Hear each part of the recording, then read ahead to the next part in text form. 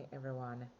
Thank you once again for joining yet another episode in the Beyond Ordinary series. This episode is one that I wanted to bring to you for quite some time, but I had to delay in order to frame what it is that I wanted to ask. And now that I've gotten the opportunity to frame it, I know I'm ready to bring my question to you. So, my question that I wanted to ask you, my extraordinaires, is a question that I've asked myself in my past um, life and past experiences. So I'm just going to jump right out the gate, right off the bat, and I'm going to ask you this. If your life held a board meeting today to discuss your performance, do you think you would still have a job? Yes. I ask myself that very question over and over again. Maybe sometimes I do it at the end of a year. Sometimes I do it at the end of a event. Sometimes I do it at the end of a particular circumstance, just to keep myself somewhat in check and to see if I am able to answer the question in an affirmative. If you have answered that question in an affirmative, as I've just asked it, then I am very happy for you. But if you had to pause for a second to try to find the answer, this episode is one that you will be very interested in sitting for the next 10, 15, 20 minutes and absorbing some of the guides and principles that I have extracted to assist me in arriving at that place of positive affirmation. So, in today's episode, I will be reviewing and diving into 10 key principles that I've used to guide me in being successful at my life. Pretty much being the CEO of me. So I won't delay any further. I'll just jump right into what those are and I'll just ventilate them with you as we go along. So the first principle that I've used in making a determination as to whether or not I am being successful at CEOing my life is the idea of having vision. Understanding what your purpose is, what your intent is, and how you will go about successfully achieving that. And what does that vision look like for you? So that of course is the first principle that I want to leave with you in coming up with that answer as to whether or not you would have still kept your job as being the CEO of your life. The second principle, as I would frame it, is the principle of having roadmaps, guidelines, timelines, specific action points to execute your vision. And this is what I call having a strategy for life. What is your strategy in ensuring that in your day-to-day operations, your day-to-day functions, your day-to-day realities, that you are able to execute your vision successfully? What strategies are you employing? Then the third principle is the principle of accountability. And this is one that is very easy. I think oftentimes it's not lost on us what it means to be accountable, even though there are instances where we ourselves don't necessarily apply accountability. So, what this means is that you need to own the decisions that you are making.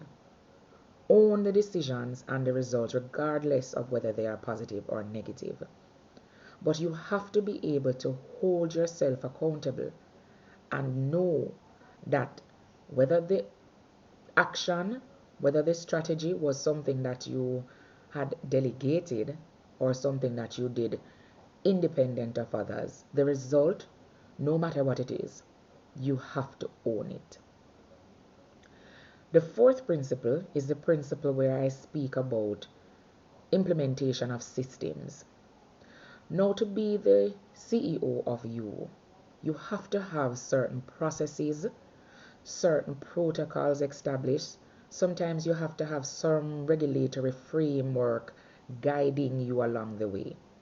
Because being the CEO is oftentimes a very lonely place to be. And sometimes when you're sitting at the top, there's nobody to motivate you to do something. There's nobody to cheer you on. You have absolutely no cheerleader sometimes.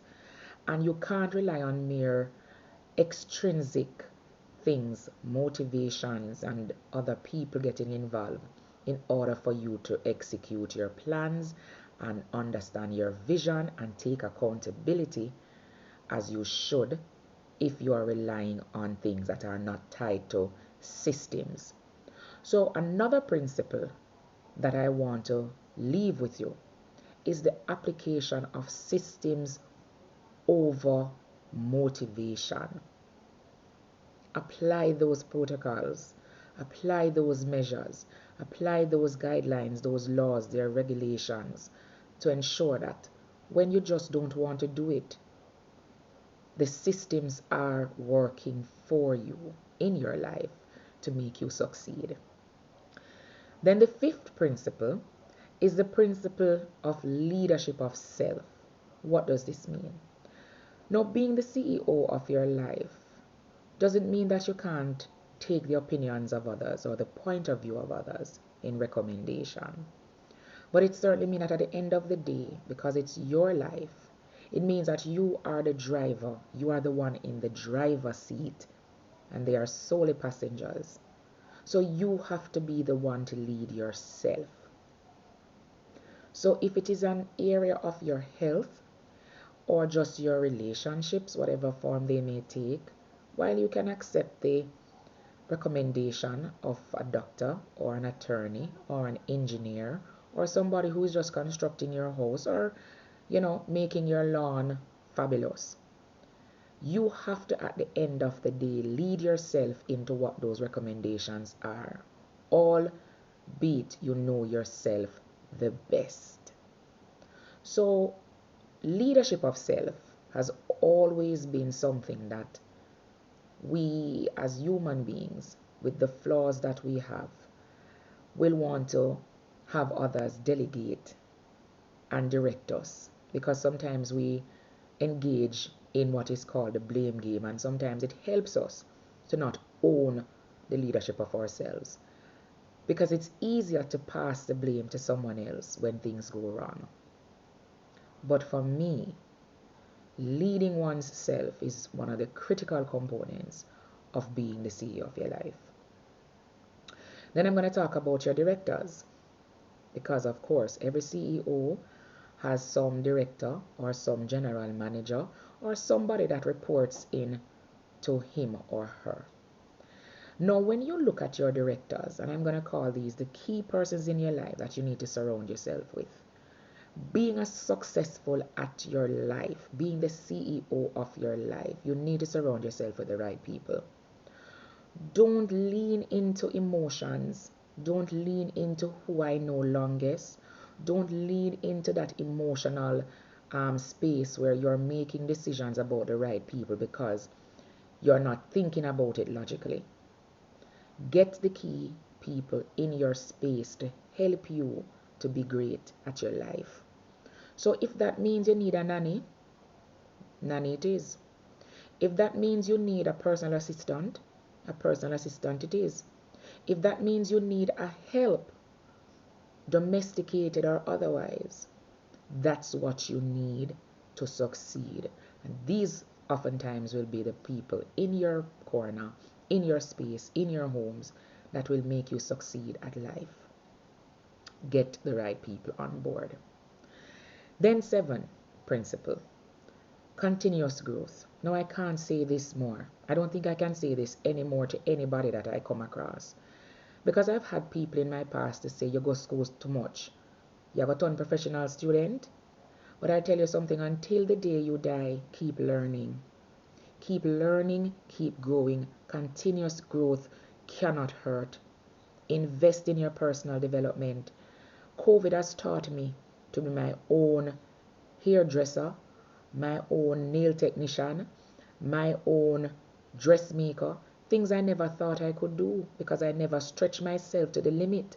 I never thought of my growth taking on these various paths. But when circumstances present themselves, extend yourself to learn, extend yourself to grow, and extend yourself to develop and become successful at your life. Now, the eighth principle is the principle of purpose and integrity. Now, you may think you are succeeding, and it may appear, the optics of it may seem like you're successful, but you can't do so without integrity and without purpose. You're moving throughout life at your utmost and optimal best must be done with a purpose. It must be purpose driven, and it must be driven by integrity. It must have moral values that are grounded at your foot, and they must be things that people know. No one should question your integrity. No one should question what you would do. They already know what you would or would not do. Adaptability. Now, this is a very important one because a lot of us don't like change, and ironically so, change is the only thing that is consistent. And I know, again, for those of us who are always, working in professional space, they always tell you change is the only constant. As a CEO of your life, you have to be able to adapt. You have to be able to see scenarios change and change with them and change with them as soon as the change is coming or before. So you have to have that plan. You have to have that already mapped out and designed so that when those changes come, they are not hitting you by surprise. You must be able to bend, flex, and still be resilient in spite of it all. Because, of course, one thing for certain about life, life is lifing. And finally, my 10th principle of being the CEO of you is the principle of execution. Execute your plans when you make them. Don't make your plans. Don't come up with your vision board. Don't come up with all the things you want to achieve and sit on it. Even if it may seem incomplete or not fully done, execute on your plan. Now, I'll give you a personal experience. I can't say this more, but it's a part of you getting to know me. I'm an attorney at law. But I wanted to become a content creator just for the fun of it because there's multiplicity to my personality, and also I find myself to be a sequence interrupter. So I will be an attorney and I just decided one day I want to do something else. Yeah? And I started my journey as a content creator here on this very YouTube. Now, if you go back and look at my first video, it never have no structure. A lot of persons could possibly criticize it, and rightly so, because we all are here to grow, and constructive criticism is exactly what helps you to grow. But if I were the type who had that plan down and that vision down and sat on it waiting for it to be perfect, it would never have happened. So I executed. And in my execution of it, it was not without mistakes. It was not without errors. It was not without things that could be fixed and criticized about. But guess what? I did it. I did it. And I know that based on principle number 7, there is room for growth. And once I'm willing to go on that path of continuous growth and development, I will bet you a year from now, 2 years from now, you will see a difference in these videos. I'm not asking you, I'm telling you. Because that is a part of what it means to be successful at being the CEO of your life. It's executing all when everybody thinks you shouldn't. It's making those decisions against all odds and against everyone else's noise. It is about taking their point of view, but knowing who is the leader in your life. So guys, thank you once again for joining. And if you like what I have just dropped into your spirit, consider subscribing, liking, and sharing. And of course, welcome the comments. So I say thank you until next time when we do another in the series on Beyond Ordinary. Take care.